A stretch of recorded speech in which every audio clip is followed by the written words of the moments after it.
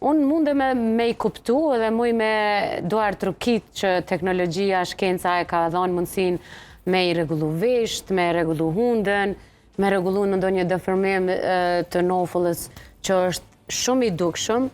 Po kjo fryrja që e përmende... Këto janë kërkesat për shembull edhe për këto që janë të nevojshme, domethënë operimi i hundës, operimi i veshëve, kërkojnë një moshë të caktuar që duhet respektuar. Cila është natyrisht? Për shembull për hundën, sepse indet e ndryshme të trupit maturohen domethënë në mosha të ndryshme, në vitet e ndryshme. Për shembull edhe për hundën që është një kërkesë shumë e lartë, mosha 18 vjeçare duhet respektuar. Jo më poshtë. Jo më poshtë, varsisht me vendimin e kirurgu, ndoshta me 17, po 18, domethënë po më jo.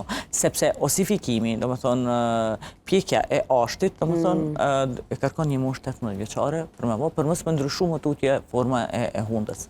Tek vesht e kemi një, domethënë, një situatë pak më ndryshe, sepse nuk kemi ashtë, po kemi një kërc e cila, domethënë, diku në 10-95% maturohet prej moshës 4 deri në 6 vjeçe, e që është shumë e mirë, për arsye se ne mund t'i operojmë si fëmijët, domethënë para moshës shkollore, që është shumë e rëndësishme për shkak se domethënë fëmijët nuk mbeten mandej pre e bullizimeve që mund t'jenë, domethënë prej shoqërisë, prej rrethit, sepse ata, domethënë, pa vedije dinë me bullizu shumë. Po, pa vedije, sepse fëmija nuk është... Jo qëllimisht, edhe pastaj, domethënë, kjo është shumë e mirë, domethënë, se ne mund të bëjmë intervenimin edhe para moshës shkollore, që ata të ndihen më mirë në shoqëri.